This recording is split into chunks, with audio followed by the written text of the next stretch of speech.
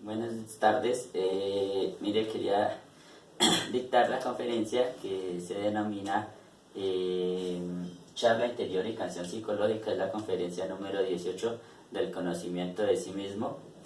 La idea sencillamente es que, o el objetivo más bien de esta conferencia es que nosotros aprendamos a observar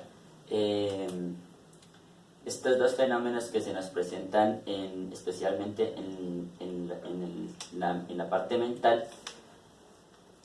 puesto que estos dos fenómenos, como la charla interna y la canción psicológica, se van tornando de una u otra manera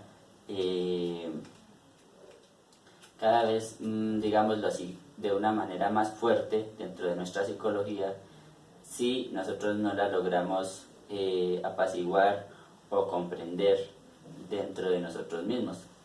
Entonces, esta charla interior y esta canción psicológica usualmente las generan efectos o sucesos o fenómenos que se nos han presentado en nuestra vida a causa de lo que consideramos injusticia o lo que consideramos que fuimos nosotros afectados.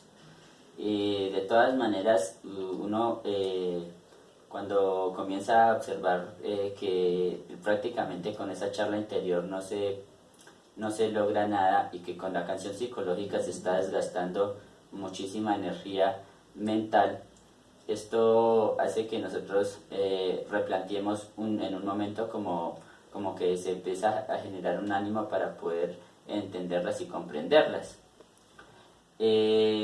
Pero para esto nosotros tenemos que empezar a ver o a discernir qué es una charla interior y qué es una canción psicológica. En primer término, vamos a mirar qué es una charla interior. Entonces, la charla interior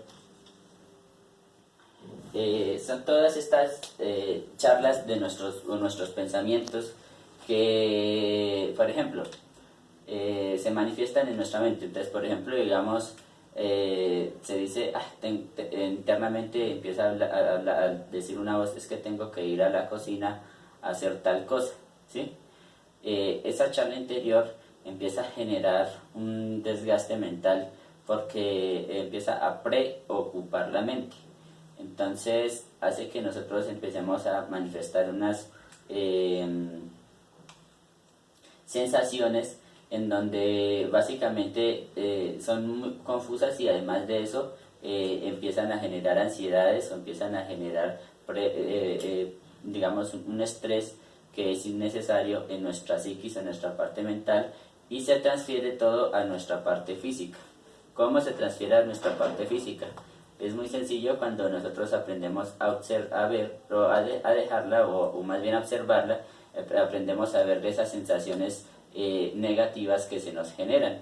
Por ejemplo, en estados de a veces dolores de cabeza o estados más bien de presión en la parte alta de en la parte baja de la cabeza, o de pronto manifestaciones desagradables a la altura del estómago, entre otras manifestaciones desagradables como temblores, como debilidad y muchas condiciones físicas que obviamente nos van generando. Tenemos que entender que una charla interior se manifiesta por estados psíquicos inarmónicos, desagradables y futuros. Entonces, nosotros siempre hemos entendido por armonía como la parte de la melodía que de pronto genera un estado armónico en nuestra vida. También le llamamos armonía a todos los espacios temporales de nuestra psicología en donde estamos nosotros tranquilos. Pero cuando nosotros empezamos a observar los estados inarmónicos desagradables, son usualmente estados equivocados que se generan a raíz de vivencias o de no poder vivir el presente, sino de empezar a vivir del pasado y del futuro. Entonces, si por ejemplo la charla interior comienza de acuerdo a una reacción.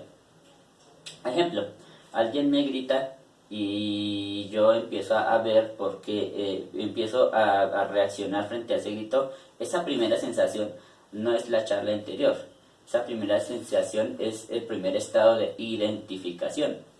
Entonces, para poder entender esos estados de identificación desagradables, entonces tenemos que empezar a ver lo que nos dice la mente o lo que nos dice esa charla interior. Entonces, por ejemplo, podríamos decir, es que esta persona es injusta, esta persona es criticona, esta persona es calumniadora, esta persona simplemente lo que hace es criticar lo que yo hago, más ella no se critica o no se ve a sí misma.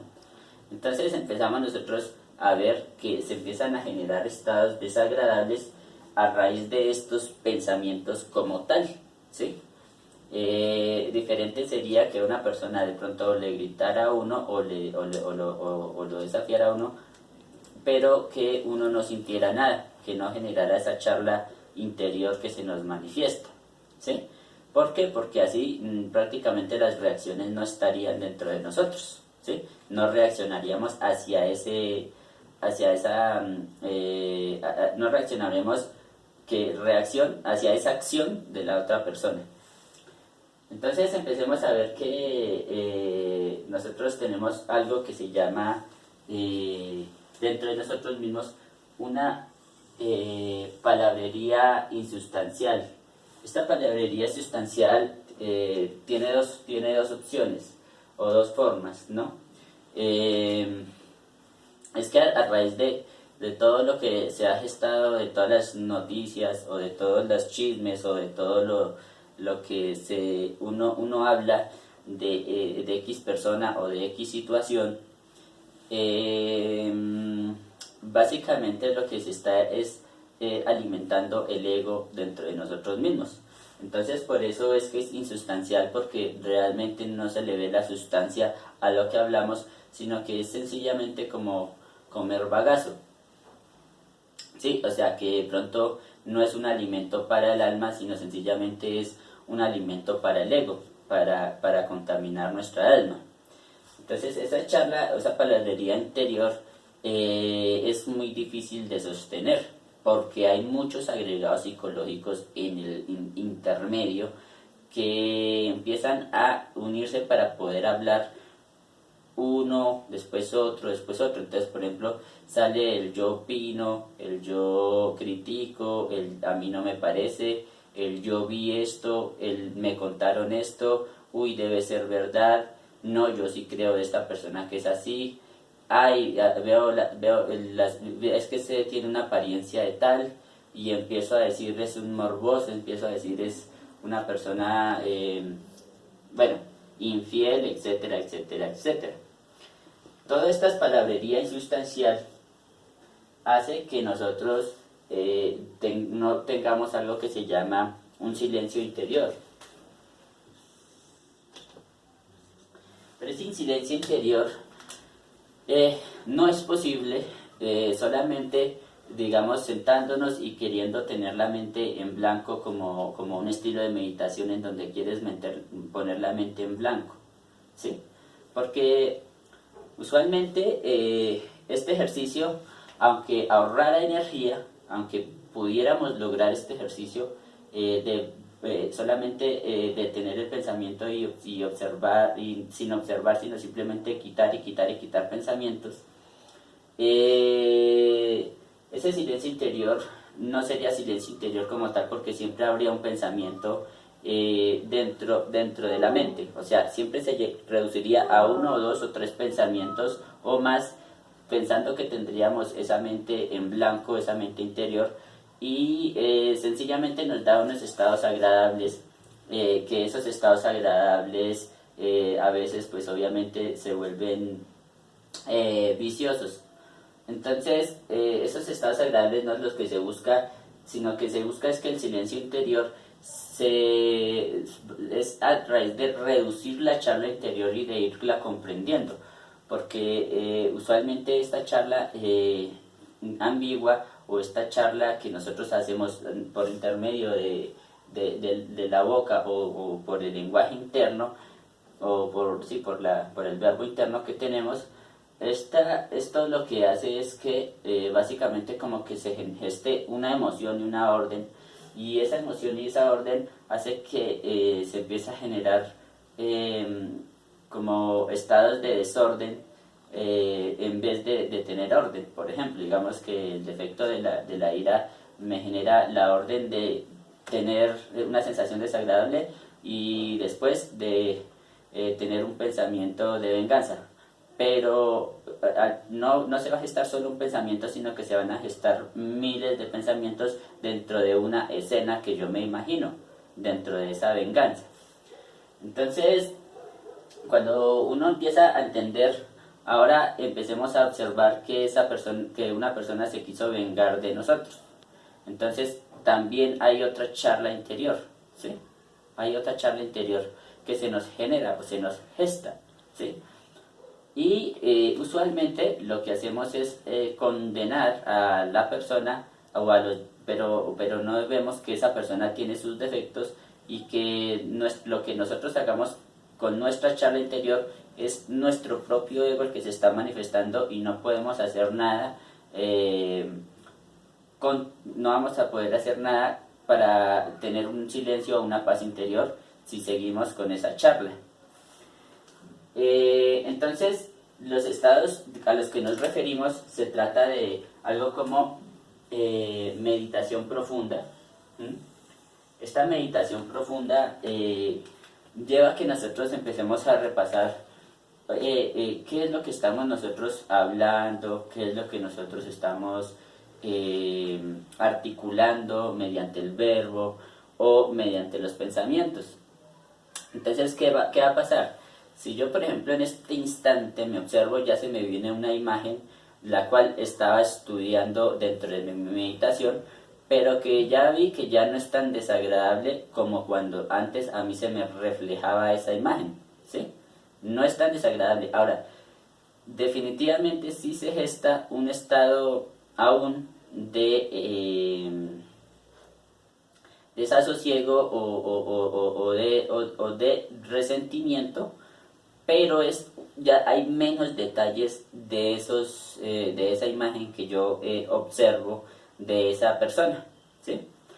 Entonces, cuando nosotros empezamos a tener una meditación profunda, vamos a ver que la charla interior va a empezar a reducir su fuerza, Entonces, ¿en qué nos beneficia? En que tenemos menos sensaciones desagradables y menos pensamientos que ocupan o preocupan la mente y que son repetitivos. Entonces, a este proceso le vamos a llamar vaciar la mente, ¿sí? Definitivamente, cuando empezamos a encontrar el hondo significado de esa charla, de esa intención de esa charla, vemos que de pronto, por ejemplo, digamos, nos producen estados de dolor. Usualmente lo que pasa con la charla interior es que se nos producen son estados de dolor. Y esos estados de dolor producen estados de resentimiento o estados de desacuerdo o querer atacar a alguien, ¿sí? Entonces ustedes tienen que ver y comprender de que, nosotros tenemos que ver y comprender de que la charla, hay niveles de charlas. Entonces hay charlas interiores que son, por ejemplo, está desordenada la casa, listo.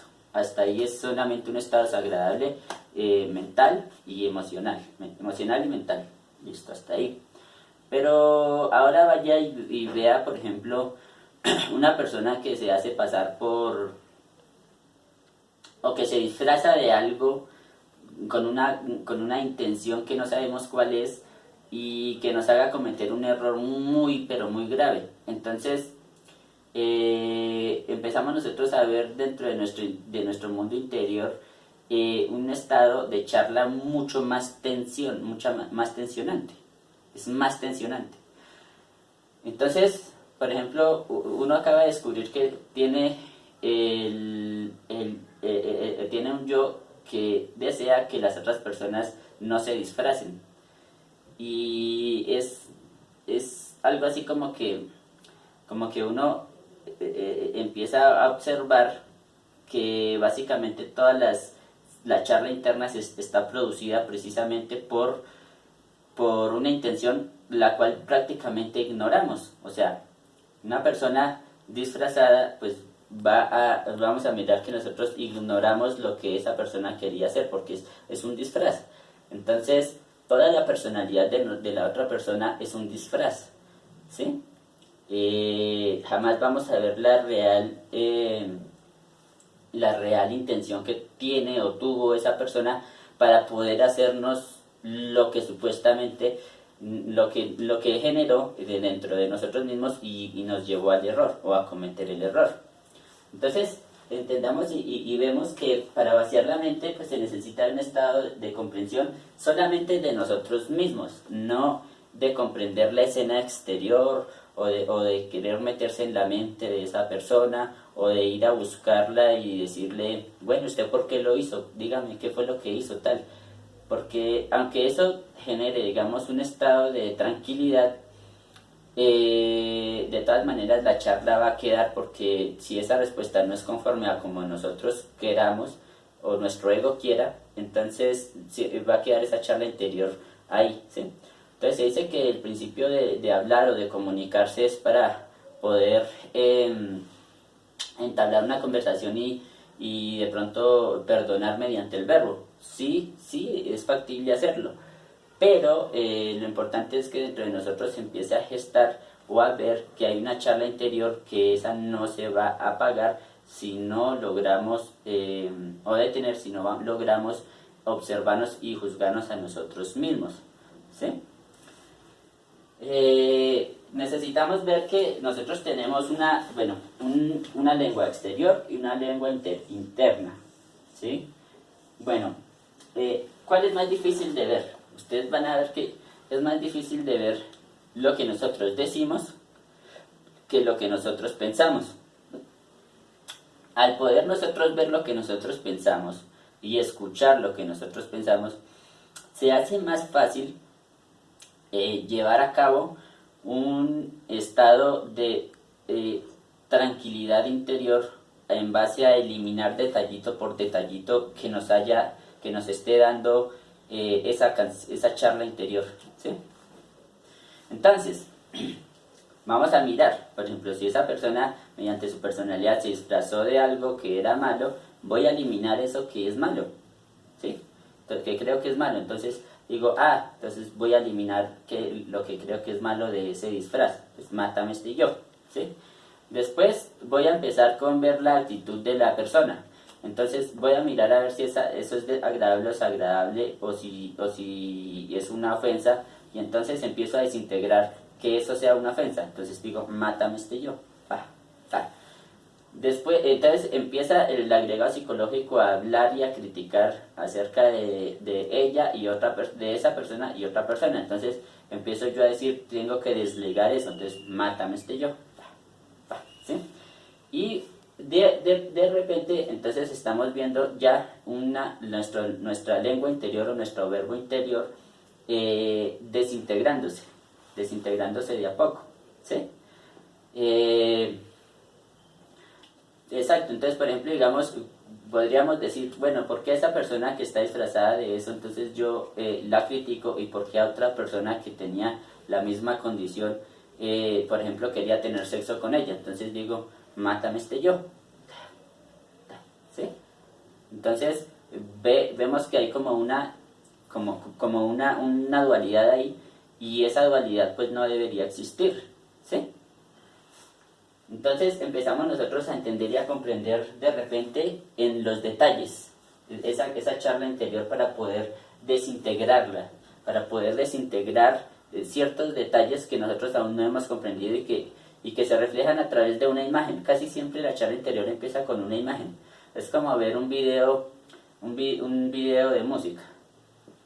Entonces, vamos a ver nuestro video de música y vemos una imagen, y esa imagen la asociamos a un sonido, y ese sonido a un ritmo, y ese ritmo nos genera estados emocionales, y eso que vemos nos genera una comunicación o un significado.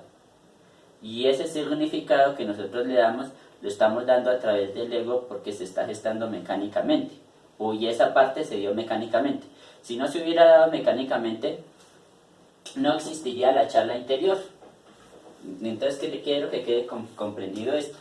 Para ver nuestro lenguaje exterior, nuestro verbo exterior, también hay una posibilidad de autoobservarnos, ¿sí? Pero es más difícil caer en cuenta. Entonces, por ejemplo, yo quiero hablar mal de una persona que me hizo sentir mal, o esa persona que sí fue realmente, ocasionó un daño terrible, pero si lo hago, lo hablo, entonces se empieza a generar un estado de sonido o un estado de creación en mi mundo interior. Entonces veámoslo como eso. Entonces, si nosotros hablamos cosas conscientes, no nos vamos a contaminar. Pero si hablamos cosas inconscientes o dejamos que la charla siga de una manera descontrolada, que al hablar sea de una manera descontrolada, entonces de una vez u otra forma, de una otra forma nos estamos contaminando a nosotros mismos. Es como que hay una creación hacia nuestro mundo interior, un efecto rebote. Bueno, entonces empezamos a entender que ya cuando empezamos a descubrir estas dos tipos de lenguajes, entonces empezamos a ver algo que se llama verdades a medias, ¿sí? Bueno, las verdades a medias son cosas que nosotros vemos y verificamos mediante nuestros 5 sentidos, y sé que, o sea, por ejemplo, digamos, en donde uno da como una percepción, uno tiene una percepción de lo que se da, ¿cierto? Pero puede ser que sea equivocada. Entonces, por ejemplo, digo, esa persona que estaba estresada estaba contenta por algo que me iba a pasar, y llega y uno se pone a observar, o por algo que me pasó, entonces uno se pone a observar y deduce uno, ¿será que es una verdad completa o es una verdad a medias? ¿Sí? Porque puede ser que esa persona esté camuflando algo, una herida de esa persona, de que uno le hizo a esa persona, o de lo cual ella piensa de nosotros, y se esté camuflando esa risa en eso, más no enfocado en lo que le pasó a uno. ¿Sí? Entonces, ahí empezamos a tener una verdad a medias, porque realmente nosotros no vamos a conocer interiormente a ninguna persona, sino nosotros tenemos solamente la posibilidad de conocernos a nosotros mismos, ¿sí? Entonces, por eso se dice que todo es una verdad a medias, hasta que no lo comprobemos en nosotros mismos. Otra cosa que vamos a encontrar muy interesante es la autosimpatía. ¿Qué es autosimpatizarse? Uno autosimpatiza con todos los defectos. Por ejemplo, yo autosimpatizo con la ira, o con los estados de pelear, los estados de gritar. Entonces, lo que voy a hacer es gritar o pelear. Yo simpatizo con mis agregados lujuriosos. Entonces, yo voy a ver, como simpatizo, entonces voy a ver pornografía, o voy a identificarme con una mujer, o voy a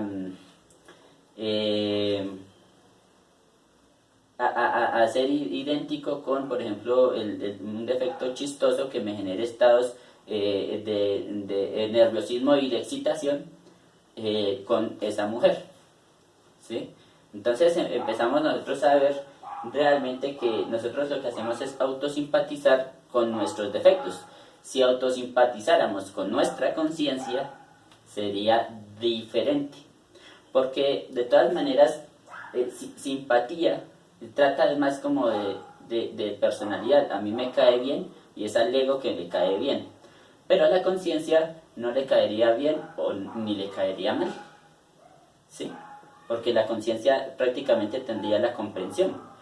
Por ejemplo, este es mi amigo, pero observamos que si hay amigo, entonces existe la posibilidad de que haya enemigo, ¿sí? Entonces uno, ya este es mi enemigo, pero existe la posibilidad de que sea después amigo. Entonces, eso es de acuerdo a nuestra autosimpatía.